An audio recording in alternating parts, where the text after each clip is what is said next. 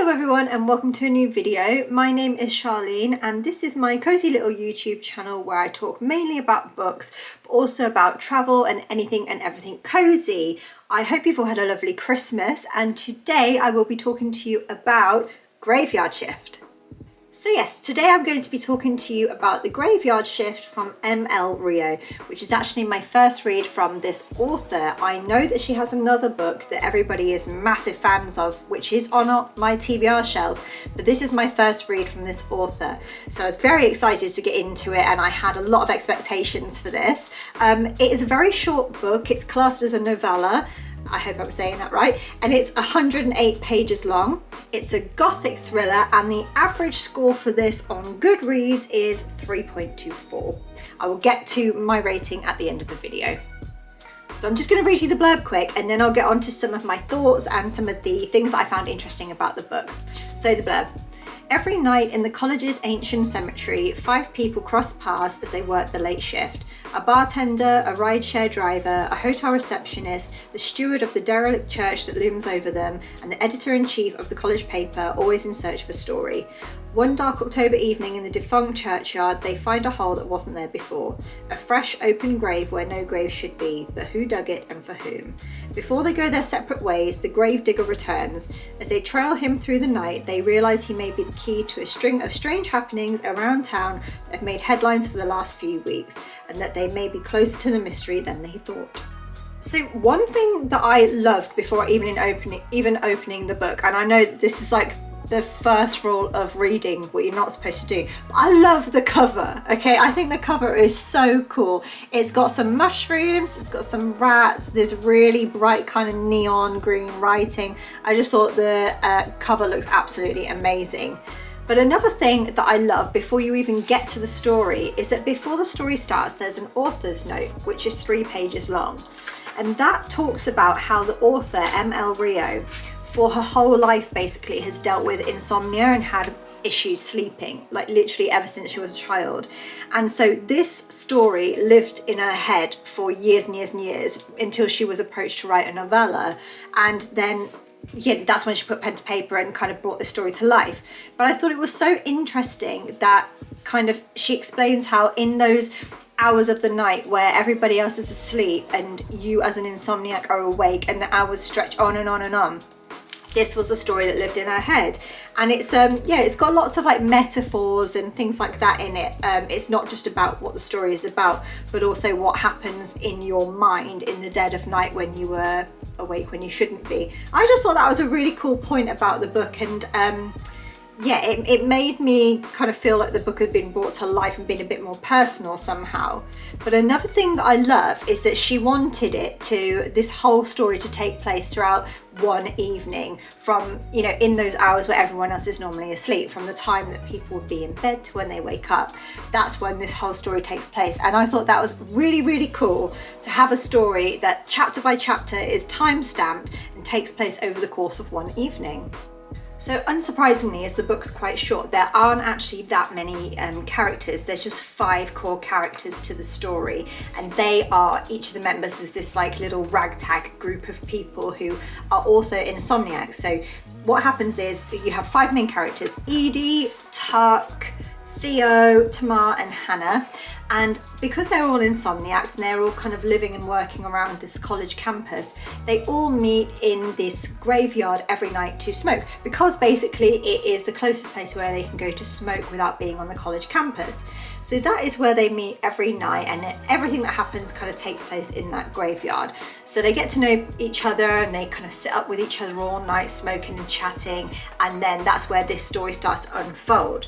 So each chapter takes kind of the perspective of a different one of those 5 central characters and is time-stamped. So you get the story that's unraveling throughout the night, which I absolutely love. And I thought it was really cool because you feel like you're keeping up with the story and these characters in real time. I wish that I had, but I hadn't. But I thought it would be a good idea to read this story over the course of one night, and then you kind of feel like you were living it with them if you read it kind of like late in the night. I thought that would be a really cool idea. But yes, those are the 5 main central characters to this story. Each one of these 5 characters, it kind of reminded me of like a Scooby-Doo or something like that, because each one of these 5 characters has a very kind of specific personality, and they've all got like specific jobs which really help with the particular scenario that unravels over the course of this evening. As the blurb explained, they are having a cigarette in the graveyard one evening in October when they notice that there's a freshly dug grave, which is weird because the graveyard that they're standing in, the church has been derelict and not used and closed down for about 100 years. So they know that the grave isn't going to be used for burying anybody or any, good purposes. So that's what kind of pricks their attention, and they start to think, okay, what's happening here? And then they all kind of keep an eye on the graveyard, and things unravel throughout the evening, and it takes you on a really wild journey.